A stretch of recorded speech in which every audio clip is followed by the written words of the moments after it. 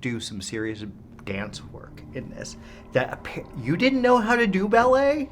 That's what I'm... What the hell? That's good. Thank you. No, I didn't know how to do ballet before. I mean, I've done different genres since a really young age, so I think that really helped in the dance side of it. But I'd never gone on point, so for the opening scene, I had 2 to 3 months of rehearsals preparing for that and preparing my feet for the point shoes and for that opening scene. But I was so excited to get to learn how to go on point. Man, it's fantastic. Melissa, you kill it in this. Oh, thank you. This is one of my favorite performances from you. Really? Yeah, I like this character a lot. Thank you. Because you're dealing with a lot of mom turmoil, a lot of stuff that is going on. What was it like? Kind of, how deep did you go into that? I mean, fairly deep, because to me it was very important to carry that pain with her, that like weight of like why she ended up in this situation. So that by the third act, when she has that emotional beat, it feels deserved and it feels real, and you want to root for her to survive this.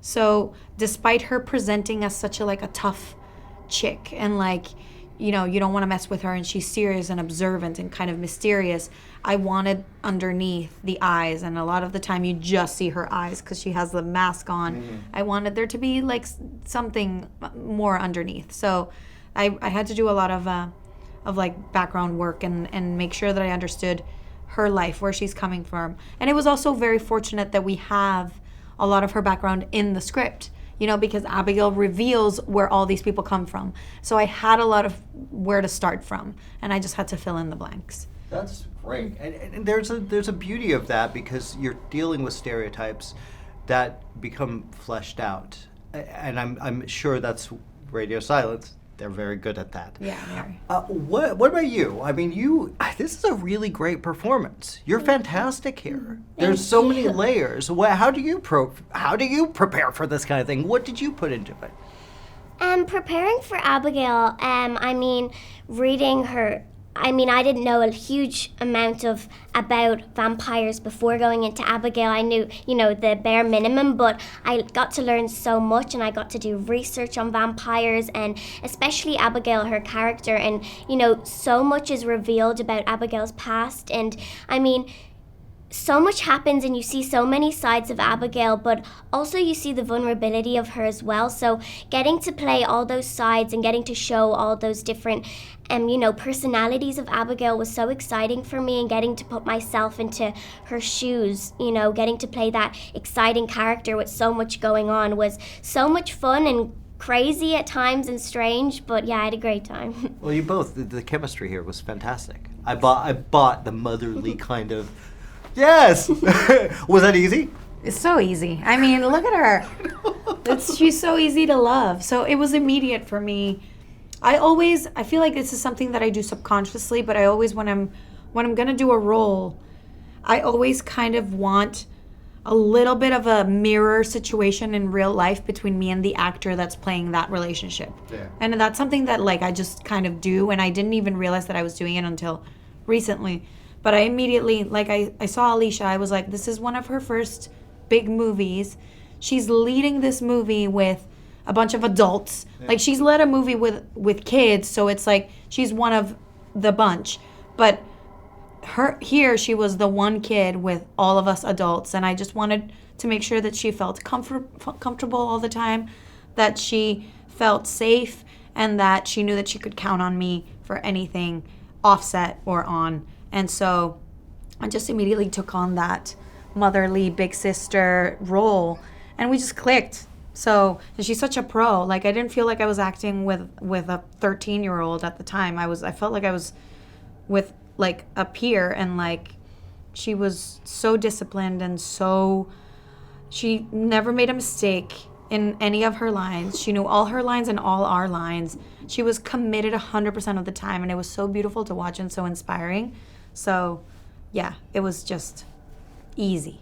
We got to wrap, but you guys are absolute pleasure. Absolutely. Good.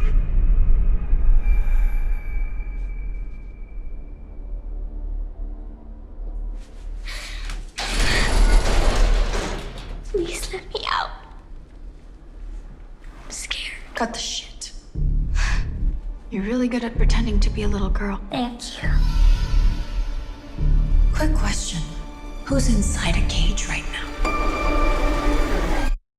First of all, this movie is amazing. Thank you. Really fun. Great. You've been killing it. You stole Kong Godzilla.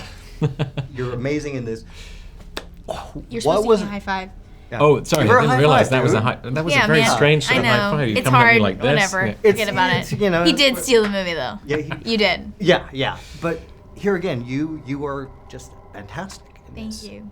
What is it about these guys that makes these characters so rich and so vibrant, and not just stereotypes that we see in movies? It's a good question. That's a good question.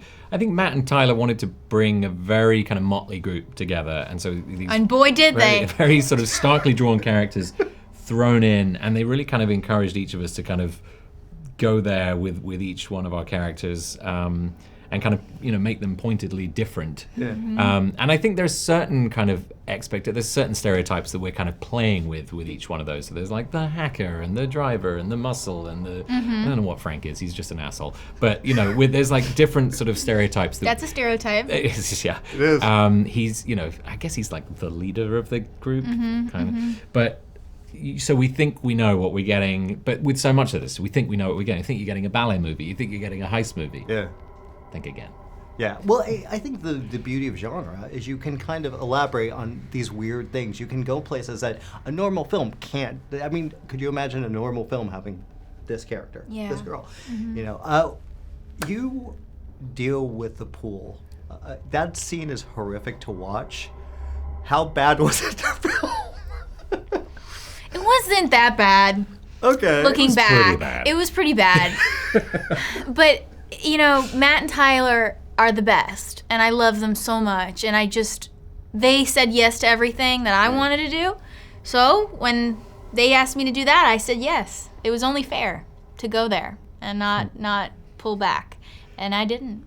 Well, that was like Jo Beth Williams' Poltergeist on steroids. Really? Yeah. You think so? Oh yeah. I hope so. That's high praise. I hope so. I hope it's really horrifying. It's unsettling. Yeah, it's not Good. fun. It's Pretty like gross. gross. It's pretty Yeah. gross. Right? Yeah. Yeah. They did was- a really good job. There was so many times that we had like a group chat, and there were so many days on this where Matt and Tyler would just like take a screen grab of the monitor and just be, in terms of like, can you believe we got to do this today? And there were on that pool soup day, there were a lot of. I couldn't just like, look. What are we doing? But you want it to be bad. You want it Yeah. to be horrifying. So we didn't want it. It was like any stunt or anything. It was disgusting, but it was, again, very creative. And without that kind of creativity, I don't think any of us would have had as much fun. And they empowered us to take those risks and jump in that pool. No, well, I think the gore actually really adds to it. Like Right. when the explosions happen, I Yeah. mean, there's a little bit of blood in this. A little. Quite a bit. About A little. 30. Quite a bit. 30,000 Liters, liters. yeah. We're told. Jesus. Just quite a lot. 18,000 in that pool. Oh my God. You're Yeah. welcome. Oh wow. Thank you. It's over half the movie blood was in that pool. Half, yeah. Wow. Wow. Well, I mean, dude, you got your glasses. You're sprayed everywhere. Yes. That's- Unfortunately, when I take them off, I have these so like little funny. sort of like a ski tan Yeah, or something. like yeah. your sun windburn. Well, guys, we gotta wrap, but you guys are both awesome. Thank you very Jen. much. Nice to see ya. All Nice right. seeing you. See you on the next one. I will. Put it down. I'd really prefer not to shoot you. What is he talking about? Get up. Frank, just shoot her. She's not gonna kill me. I might be wrong, Frank. Joey, I'm scared. Put it down. Promise, Joey. I'm doing my best here, Abigail. Please point that somewhere else, You're not touching that girl. okay? Put it down. Sammy, little help would be nice. Don't pull Sammy into We need this. to know what she Just knows. let me talk to her. No. Peter, I'll talk to her. Frank, lower your gun. Put it down, or you can die right now. Guys, Don't try me. Sammy, shut up! What the? How'd she get out of those cuffs? huh?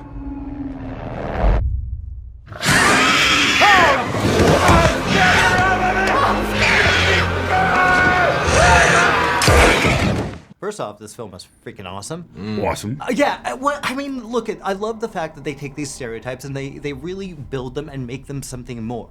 With both of your characters especially. You play the tough guy. What was it? What for you goes into a role like that, and finding the humor and finding the heart? Yeah, I mean, for me, it's always like my goal with characters. A lot of times I play, unsavory men. So it's like, everybody's a human being. Everyone has a story. So it was just like kind of tapping in to the humanity. And I asked them if I could do my actual accent, which is je suis Canadien français. I come from northern Canada, and because it would like tie me into this guy that I actually am. And so this kind of this innocence and this sweetness came out in this giant, the muscle, the hired muscle, the guy who's supposed to do the dirty jobs. And I thought it would be a nice juxtaposition. So they any time we had suggestions or anything that we wanted to add on our own, Matt and Tyler are just so open. They just want to play. They're like, okay, show me, what do you got? And luckily it was something that got to stick. That's amazing. Yeah. The chemistry between you and Melissa Woo! is amazing. What was that like building? Was that she seems like just a great person to work with. Yeah, she's great. I think I've done a lot of like love scenes and stuff. So usually when I meet the actress, when I hug them, I'm trying to find something to connect to, and she was just already just open, and loving. And so I was like, okay, that's something that I know Rickles, is looking for in his life, and so it'll translate. So I'm always trying to find something that's going to actually really be real, and then I know the viewer will tap into it. That's great. Yeah. That's It comes off. I mean, so well. and she's easy on the eye to look at, so that helps. And it's not hard to love. She's a great human. She's awesome. No, she's and super talented. Yeah. Well, this is a talented cast. That's what these guys do. They bring a great group of actors and make something that's fun and you haven't necessarily seen before. Yeah. Well, how much of the vampire lore was talked about, was discussed between the group? Well, I mean, it's interesting because there's the one scene in the movie where like we're all kind of like spitballing, like, okay, so what are vampires? If this is actually a vampire, so okay, sunlight, and we're going through all the ways that we could potentially kill them. So, we never sat around discussing it. We left that discussion for when we got to do it on camera. Nice. And and we all came from different backgrounds, different types of films. Some of us had worked in the genre a lot, some of us had not. So it was just kind of like this new, fresh take. Killer ballerina vampire. Yeah. And even that in itself, ballerina vampire. Off we go. I mean, look at her. I don't want to look back there. The look in her eyes. She's looking at you. I don't want to. She's looking at you right now. She's looking at you right. Yeah, it's really. It's honestly one of the best performances I've seen lately. Oh, ever. come on. Brilliant. Come on. I can't believe she's the age she is and giving that kind of performance. Yeah. I see professional on the set, clearly. From the table read. Yeah. Flawless accent. Like, she doesn't sound like that. She has an Irish brogue. I mean, I have a crazy ear for accents. Not one slip. Wow. She's just, and so committed. Committed. So committed. Scary. Yeah. And she loves what she's doing. She's very, her family's talented too, and kudos to the mom and dad for raising such an amazing woman. For sure. She's just a great young lady. For sure. A product of great too. parents. Scary. But scary! Oh! Those screams were real. Yeah. Well, when my buddy who did the set visit, the scene where she knocks down the cage. Oh. Brilliant. Just brilliant. Unreal. Guys, we got wrapped, but you're awesome. Thank you. Thank you. Pleasure meeting you, man. Thank you. Always good to see you. Thank you so. Keep the doors locked and the girl isolated. See you in 24 hours, my lovely pack of rats. Rats? How come you called us rats? First of all, I love the construction of the vampire myth and the vampire lore with this. How important was that to not only pay homage to those films like Lost Boys or Near Dark, but make it feel like it's not so in your face and like, hey, we're winking at the camera, Go for it. Okay. I mean, that the way that we look at it is we watch all these movies, we grew up on these movies, we love them so much, they kind of become a part of our DNA, and then that gets filtered into the movie. We didn't, after doing 2 Screams, we didn't want to do a movie that was constantly winking and nodding at you. Yeah. So a lot of those like references and stuff, if you see them, that's great, but it doesn't make or break anything. It's just more our love of these movies finding a way into our movie, which still hopefully is its own lane and its own kind of vampire movie that you haven't seen before. For sure. Now, this girl is a find. I mean, I know she's got some fame from... Yeah, this performance is outstanding. She's incredible. Yeah. How, what was the process of finding the right person for it? It's actually surprisingly easy. I mean, we saw like a bunch of really incredible reads. We were surprised at how many amazing young actors there are out there. Alisha, she just brought something to the audition that, at the end of the day, she surprised us. She's the sweetest, kindest girl we've ever met. And when she transformed into the monster during that audition, she did it with a level of commitment and confidence that like genuinely shook us.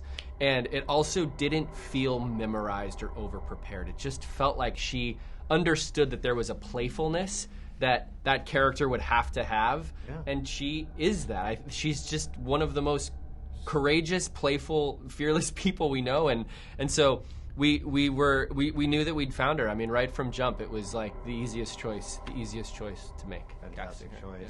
Well, there's also this movie is amazing. I love the fact that there is these several characters that are just so, there's so any other movie they'd be basic stereotypes. This is so rich with building these characters. Talk about building that, and was that ever something you thought about? It was almost like the Breakfast Club for it. Yeah. Playing with the stereotypes. So what was that like building those characters? I mean, we talked about the Breakfast Club actually quite a bit.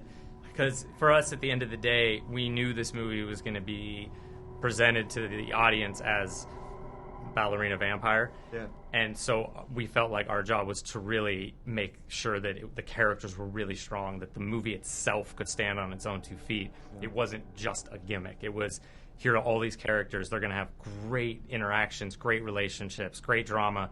And so much of that comes from these characters, the way we joked about it, much like Breakfast Club or Dirty Dozen or something, they're all from different backgrounds. They're all almost from different eras. Everything about them does not feel like they belong in the same movie, and yet they're stuck in this house they're together. Forced together. Yeah, and so then, some fun relationships, come out of that. And I think for us, at the end of the day, it's that character interplay that makes the movie really something that hopefully people will connect with. You guys have a way of creating movies that take place inside big houses. Yeah. Like nobody's business. What is it about that kind of environment, that feel, that claustrophobic element of it that interests you and fascinates you as filmmakers? I mean, I think it's definitely the sort of claustrophobic nature is fun to put a bunch of characters in a single space and then turn the pressure up on them. I think it forces them to interact with each other, and there's not a lot of air that gets let into that story. We love just how the continuity of a story like that takes place in a small location. And then I think on a practical level, it's weirdly I think in our muscle memory. And as a return to how we shot our old stuff, where we would sort of choose a location first and then design a story that could fit in that location. And that, in the past was born of just working on such a low budget and such a short amount of time. But we love the idea of letting a practical location influence a story and how it gets told. And I mean, the house was like the first thing that we cast in the movie. We found that amazing house, and then we took this incredible script that definitely existed in pages with the sort of labyrinth quality. I don't think that we expected to find a house that actually represented that so well. And so we were constantly drawing inspiration from that practical location and used a ton a ton of that existing house in the shoot. Well, we gotta wrap it up, guys. But yeah, it's so great to actually meet you. Yeah. Whoa! She's fucking flying!